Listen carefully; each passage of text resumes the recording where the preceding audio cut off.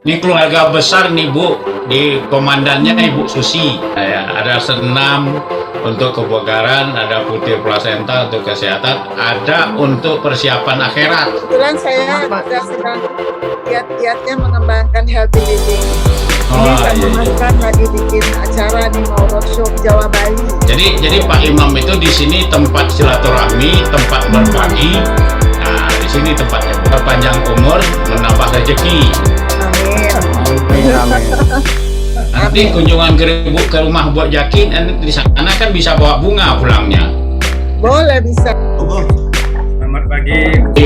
Pak Wayan, Pak Joko Kristiono, Ibu Rosana, Neni, selamat pagi. Bu Marlia jauh-jauh dari Surabaya. Assalamualaikum. Waalaikumsalam. Selamat pagi Bapak Ibu, Pak Nasir. Selamat pagi, Pak Joko Kristiono.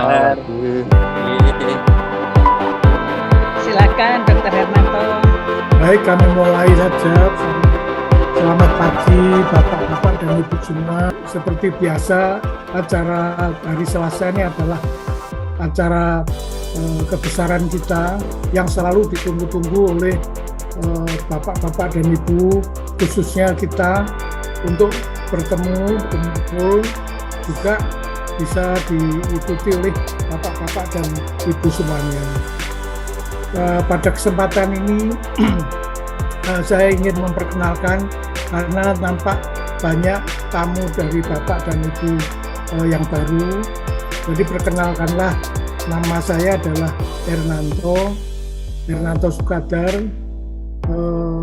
sudah bergabung di bawah lindungan grup Bu Susi Suryono ini yang sebagai komandan kita hampir setahun ini. Dan selama setahun ini, selama bergabung adalah sungguh menyenangkan bagi kami. Karena di samping kita sebagai grup yang saling asih dan asuh, dan kita sebagai keluarga besar layaknya yang dikomandani oleh Bu Susi dan di bawah naungan Bapak Imam Wahyudi. Selama ini di dalam acara-acara yang sudah silih berganti dan yang selalu tetap adalah acara Bapak Imam Wahyudi yang dengan senang hati dan dengan selalu berbagi kafruh atau pengetahuan kepada kita semua, sehingga kita bisa belajar dari sana bagaimana kita cara bersharing, cara dan macam-macam, dan juga dikeluarkan oleh buku yang merupakan panduan kita. Nah, Bapak Imam ini adalah baik sebagai koordinator, namun rasanya ilmunya tidak pernah habis-habis dan selalu ditunggu oleh setiap kita yang bergabung di sini. Maka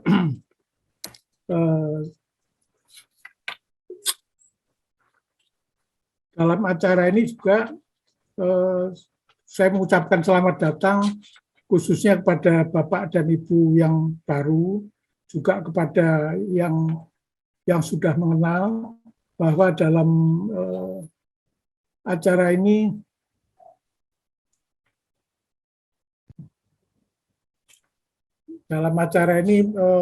khususnya Bapak tim elit Pegasus Pak Joko Kristiono dan juga dengan lindungan Bapak Hasim tim elit Pegasus 9 Dwaring ya Bu ya, sudah naik Bu, dan Bapak Antono yang selalu membimbing kita, maka acara ini bisa terlaksana. Dan kemudian untuk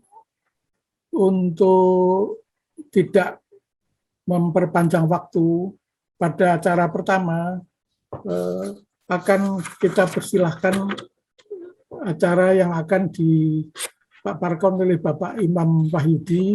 Beliau adalah Marsda TNI, Bapak Imam Wahyudi, SE, SIP, MSc.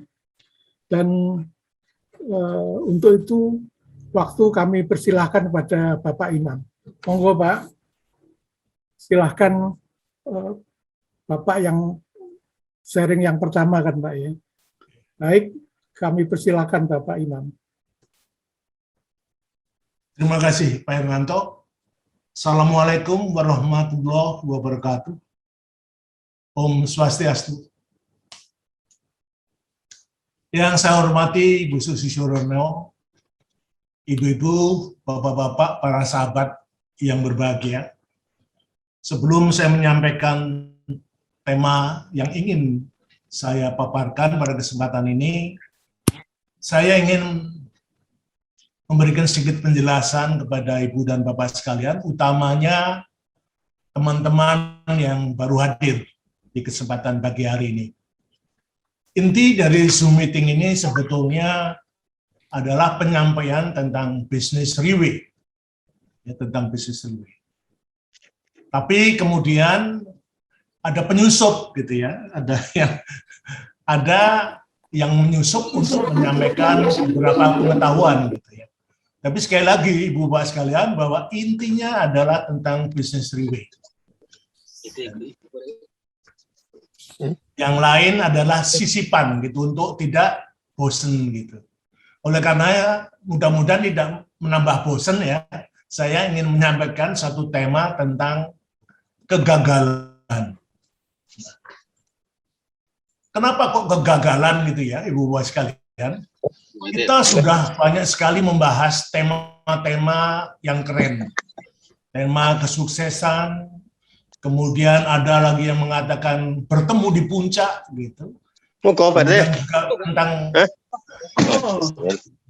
Kemudian tentang rasa syukur itu juga sudah kita sampaikan. Tapi tema kegagalan ini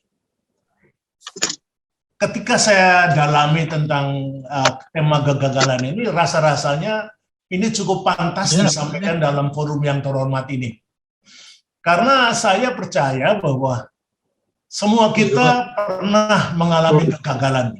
Semua kita pasti pernah mengalami kegagalan, walaupun dalam skala yang berbeda. Skala yang ringan, menengah, sampai yang paling besar. Tapi katanya tanpa kegagalan ini kita tidak paham tentang keberhasilan. Nah, oleh karenanya saya ingin menyampaikan kegagalan ini ya dalam beberapa versi. Karena buku kegagalan ini ada satu cukup tebal, isinya kegagalan semua Pak Nasr. Nah, oleh karenanya saya perlu beberapa sampling yang perlu kita sampaikan. Oh, ternyata kegagalan ini bukan satu hal yang jelek ya. Bahwa kita perlu memahami kegagalan itu untuk mempersiapkan diri kita untuk menuju ke sukses. Nah, oleh karenanya pada kesempatan yang berbahagia ini, saya ingin menyampaikan beberapa detail tentang kegagalan. Saya akan menyampaikan prolognya dulu. Apapun yang terjadi pada kita, manusia dan seluruh makhluk di bumi adalah kehendak Sang Pencipta.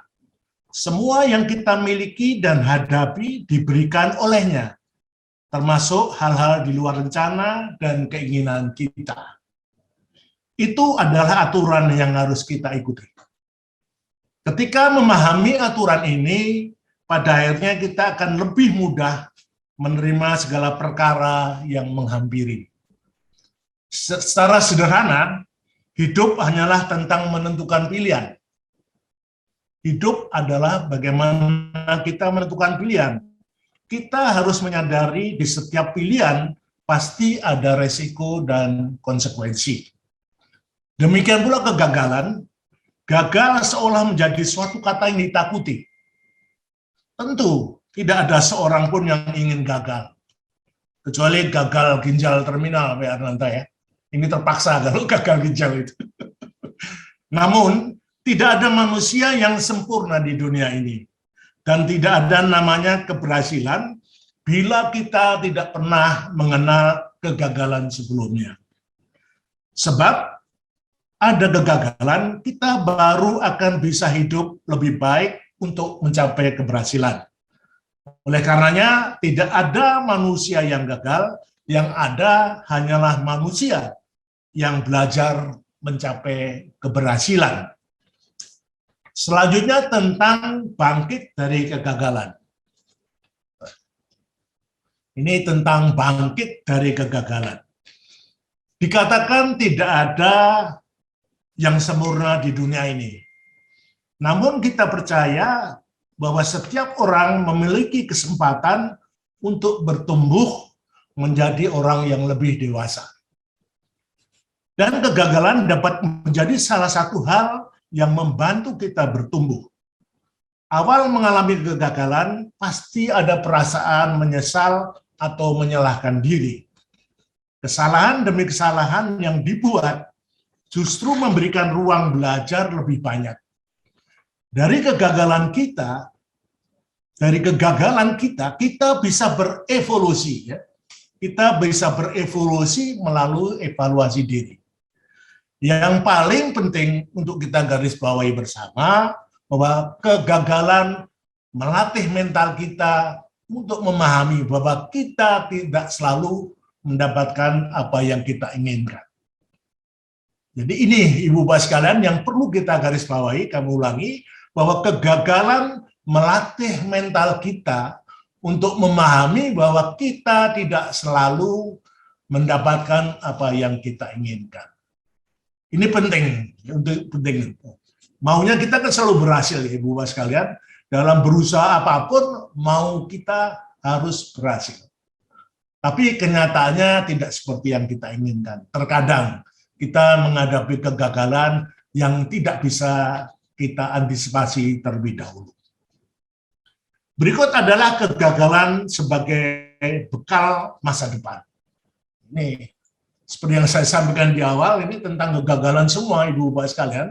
Tapi saya kira dengan memahami inti dari kegagalan ini, kita bisa meraih masa depan yang lebih bagus. Gagal adalah salah satu kata yang paling banyak ditakuti oleh manusia di bumi ini. Nyaris tidak ada satupun orang yang ingin mengalami hal tersebut. Kegagalan seakan menjadi suatu momok yang menakutkan, yang coba dihindari bagaimanapun caranya. Mengapa kegagalan menjadi sesuatu yang menakutkan? Karena kegagalan membawa rasa malu. Jadi kegagalan ini terkadang membawa rasa malu. Padahal sesungguhnya kegagalan kesempatan besar untuk belajar. Jadi kegagalan adalah kesempatan yang besar untuk belajar. Jadi ingat tentang kisah Thomas Alva Edison. Melalui ribuan usaha yang gagal, akhirnya dia mampu mengubah dunia. Itu namanya Thomas Alva Edison itu banyak sekali mengalami kegagalan sebelum dia meraih kesuksesan. Jadi sekali lagi bahwa kita gagal itu hal yang biasa, tapi yang paling penting bagaimana kita recovery terhadap kegagalan itu. Dari kegagalan kita bisa menata langkah menuju masa depan yang lebih baik. Lupakan rasa malu karena kita sebagai manusia tidak akan pernah luput dari kegagalan. Ingat bahwa setiap orang pasti pernah gagal. Jadi kenapa kita harus malu? Berikut tentang kegagalan yang nyata. Ini lagi-lagi kegagalan. Kegagalan yang nyata. Berharap menjadi sempurna hanyalah ilusi katanya.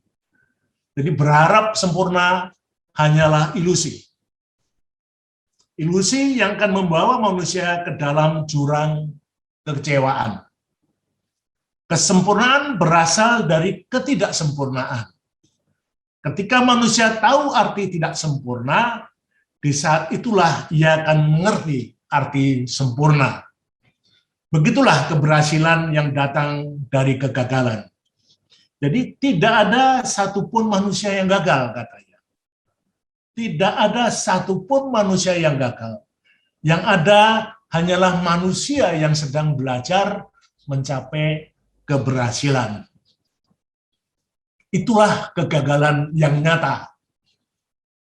Selanjutnya tentang gagal hanya dalam pikiran.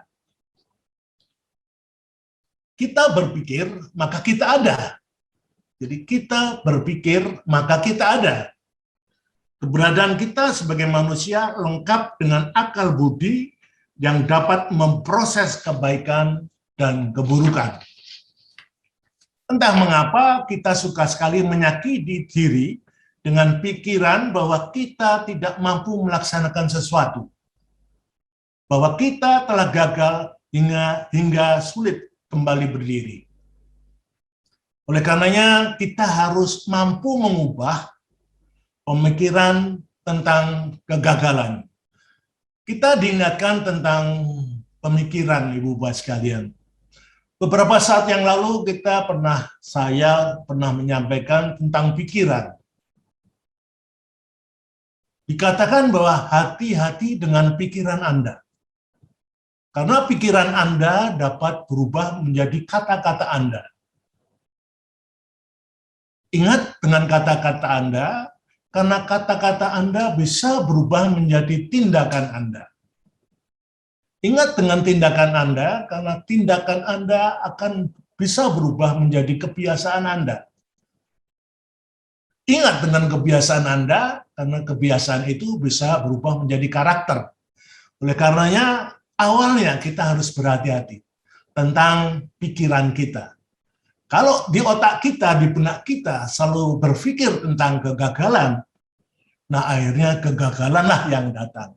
Oleh karenanya, kita harus merubah tentang pikiran kita harus selalu berpikir positif. Selanjutnya tentang kegagalan bukan hantu. Hati-hati, Bu Marlia, sebelahnya jangan sampai ada hantunya, karena kalau kegagalan ini dikatakan bukan hantu ya. Dikatakan bahwa tidak ada manusia yang memiliki imunitas terhadap kegagalan. Meski demikian, kegagalan bukan hantu yang perlu ditakuti. Siapa manusia di dunia ini yang tidak pernah mengalami kegagalan? Saya kira nggak ada ya. Manusia, saya yakin dan percaya pernah mengalami kegagalan, walaupun dalam skala-skala tertentu. Skala rendah, menengah, sampai gagal dalam konteks yang lebih luas. Rasanya tidak ada seorang pun ya yang tidak pernah mengalami kegagalan. Banyak kegagalan yang dialami manusia, bentuknya bermacam-macam. Misalnya gagal mendapat pekerjaan, gagal mendapat keuntungan, gagal punya pacar yang cantik, apalagi setelah kita lansia ini, gagal mendapatkan pasangan yang masih muda, ini masalah kegagalan juga. Tapi nggak usah khawatir ya. Kita harus mampu berdamai dengan kegagalan, ya, menjadi langkah penting sekali untuk diupayakan. Sebab kalau kita berdamai dengan kegagalan, kita berhenti pada sebuah kesalahan masa lalu dan tidak akan membuat siapapun maju. Dan jangan pernah melihat sebagai sebuah masalah besar. Jadi kegagalan ini jangan dianggap sebagai masalah besar. Kita semua pernah menghadapi kegagalan itu. Jadi dengan perspektif yang benar bisa membawa kita bergerak maju menjadi bahan bakar untuk meraih sukses. Jadi kegagalan ini harus kita anggap sebagai bahan bakar kita untuk meraih sukses. Berikutnya bermain dengan kegagalan. Ini ya, mohon maaf, jadi kita bicara A sampai Z tentang kegagalan. Kita gagal memang tajam, ya, bahkan bisa menusuk pikiran dan membahayangi akal sehat kita. Normal rasanya jika kata gagal sontak mengurungkan semangat kita. Namun pertanyaannya, mau sampai kapan kita meratapi kegagalan? Sampai kapan kita meratapi kegagalan? Apakah penyebab kegagalan itu? Kenapa tidak kita jadikan amunisi untuk bermain dari kegagalan itu? Jalankan tekad kita, lakukan perubahan untuk diri sendiri, dan biarkan orang lain mencabut keraguan mereka. Kegagalan itu biasanya menjadi satu isu yang paling enak buat orang lain. Rasain lu gagal. Itu satu hal yang biasa. Tapi kalau kita berupaya untuk segera bangkit dari kegagalan itu, orang jadi melihat, oh ternyata sobat kita itu mampu recovery ya terhadap kegagalannya. Jadi kegagalan akan tetap menjadi kegagalan jika tidak ada langkah nyata membalikkannya. Kita semua pasti bisa. Ya, kita semua pasti bisa. Oleh karena singkirkan rasa keraguan kita terhadap kegagalan itu. Selanjutnya, tentang kegagalan adalah bagian dari kebahagiaan. Ini rupanya yang diambil Bu Susi menjadi judul. Kegagalan adalah bagian dari kebahagiaan. Ibu bapak sekalian, manusia hidup dalam keseimbangan. Sekali lagi bahwa manusia hidup dalam keseimbangan. Seimbang antara maju dan mundur, atau berhasil dan gagal. Seringkali kita berusaha, kita hanya fokus kepada yang enak-enak saja. Saya kira lumrah ya, kita maunya yang enak-enak saja. Makanan kalau bisa yang enak-enak saja. Padahal yang enak itu terkadang itu racun. Itu kata Pak Hernanto. Yang pahit-pahit terkadang itu obat, katanya. Kalau kita makan rebusan daun pepaya, pahit memang, tapi itu obat. Nah kalau yang enak-enak itu lemaknya tinggi gitu, penyebab kolesterol itu. Ini yang menjadi concern dari Pak Hernanto. Makanya Pak Hernanto kalau ngajak makan saya selalu makanan yang sehat. Pak Imam, kita jangan makan daging merah gitu. Wah setuju, karena murah pakai pikiran saya ini setuju sekali gitu. Daging merah mahal Pak RG. Tapi itu yang memang harus kita mulai jaga, jangan sampai kita makan sesuatu yang akhirnya merugikan kita sendiri. Kita harus fokus kepada keberhasilan itu baik ya. Tetapi dengan melupakan sisi lainnya, perjuangan menjadi mudah melelahkan. Kegagalan menjadi sesuatu yang menakutkan. Ketika berharap pun kita perlu sepenuhnya menyadari bahwa harapan itu baik, berjuang itu baik, tetapi ada kalanya harapan tidak tercapai dan itu tidak apa-apa.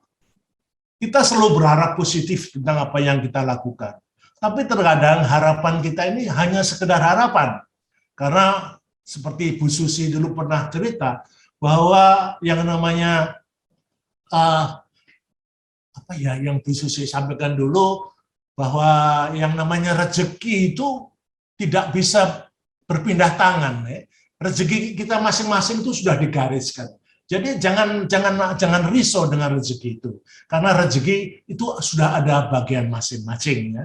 Jadi kita berharap itu boleh, ya. Tapi kita juga harus prepare dengan kegagalan itu. Itu adalah bagian dari hidup kita. Ya, juga tetap baik kalau kita menghadapi kegagalan. Jadi yang penting kita sadari bahwa kegagalan adalah bagian dari kehidupan dan kebahagiaan. Jadi kalau kita menyadari bahwa gagal itu adalah bagian dari kehidupan dan kebahagiaan, kita tidak terlalu risau ya, tidak terlalu risau terhadap kegagalan-kegagalan yang menimpa kita. Karena sekali lagi bahwa kegagalan adalah bagian dari kehidupan dan kebahagiaan. Berikutnya adalah tentang pulih setelah gagal. Ada seorang ibu yang mengatakan di dalam tulisan pulih setelah gagal itu, beliau mengatakan bahwa resilience adalah kondisi dinamis suatu bangsa. Ini resilience ini memang kata baru ya di kita, tapi ini memang untuk membedakan antara resilience itu adalah ketahanan, sedangkan kalau pertahanan itulah defense. kita pernah mendengar istilah national defense, itu adalah pertahanan nasional. Tapi kalau kita bicara masalah national resilience, itulah masalah ketahanan. Resilient talk itu ketahanan atau kelenturan gitu ya. Kelenturan di sini dimaksudkan oleh penulisnya bahwa ada satu barang yang ditekuk ke kanan, ke kiri, ke atas, ke pinggir itu langsung kembali lagi ke bentuk semula. Itulah kelenturan. Nah, oleh karenanya bicara masalah kelenturan ini juga bisa dikatakan sebagai kondisi dinamis ya, kondisi dinamis. Ini kalau kita bicara resilience secara nasional dikatakan kondisi dinamis suatu bangsa berisi keuletan dan ketangguhan yang mengandung kemampuan untuk mengembangkan kekuatan nasional dalam menghadapi segala tantangan, ancaman, hambatan, serta gangguan, baik yang datang dari luar maupun dalam negeri, yang secara langsung maupun tidak langsung membahayakan integritas, identitas, kelangsungan hidup bangsa dan negara, serta perjuangan mengejar tujuan nasional. Ini kalau ketahanan nasional gitu. Tapi ibu yang menulis Pulih Setelah Gagal itu tidak bicara ketahanan nasional, tapi bicara masa resilience, kelenturan gitu. Jadi kelenturan ini memang penting bagi kita semua sehingga kita tidak terlalu parah menghadapi kegagalan. Jadi kita perlu kembali ke kekuatan semula gitu ya. Dari Cambridge Dictionary menjabarkan kata bahagia, berhasil, atau bangkit setelah mengalami rintangan atau kesusahan dalam hidup. Ini adalah resilience, kelenturan. Ini dari Cambridge Dictionary ya. Jadi ibu ini mengatakan bahwa gagal adalah hal yang biasa. Kegagalan akan disusul dengan kebahagiaan. Jadi kalau kita memiliki resilience, memiliki daya lentur, kelenturan, kita akan mempunyai sikap lapang dada, memahami betul bahwa semua hal tidak bisa dikendalikan. Jadi kita harus memahami betul bahwa semua hal itu tidak bisa dikendalikan. Gagal, sukses itu tidak bisa dikendalikan, tapi perlu kita upayakan secara terus-menerus. Kalau kita mempunyai kemampuan untuk mengendalikan keberhasilan dan mengendalikan kegagalan, wah keren banget kita ini. Tapi ternyata kita tidak mampu untuk melihat itu. Mampunya kita harus berupaya secara terus-menerus supaya kita lentur terhadap semua kondisi, sehingga pada saatnya kita akan menerima keberhasilan. Jadi sekali lagi bahwa memiliki resilience, kelenturan, melihat kegagalan sebagai persiapan menerima keberhasilan. Selanjutnya tentang faktor yang menyebabkan kegagalan. Ini faktor yang menyebabkan kegagalan ini saya kolek dari Mbah Google. Ini faktor yang menyebabkan kegagalan secara umum di sini. Jadi yang pertama, banyak pebisnis yang tidak sepenuhnya memahami sulitnya mengoperasikan sebuah usaha. Tidak tahu cara mengelolanya. Ketika ada masalah muncul, mereka tidak tahu bagaimana mengatasinya. Misalnya pebisnis dengan latar belakang teknik, tetapi tidak paham akuntansi, pemasaran, penjualan, apabila dibiarkan akan menyebabkan kegagalan bisnis. Jadi kurangnya pengalaman manajemen ini terkadang juga merupakan salah satu faktor menyebabkan kegagalan. Nah, enaknya di bisnis review ini, semua aturan itu sudah dipetakan sedemikian rupa. Kita tidak perlu memikirkan yang complicated lagi. Yang sederhana-sederhana saja, kita bisa mencontoh, ya, mencontoh para mentor kita, para leader kita, bagaimana mereka melakukan kegiatan manajemen di business review. Tidak complicated. kita nggak perlu warung gitu, kita nggak punya toko kita udah gede-gede. Di Singapura, di Batam itu udah gede-gede toko kita. Kita hanya ya nunggu dari rumah saja bagaimana kita mengatur hubungan-hubungan. Nah ini kemudian ya kita lakukan bisnis kita. Kemudian yang kedua, mengenai kurang mampu membuat perencanaan keuangan.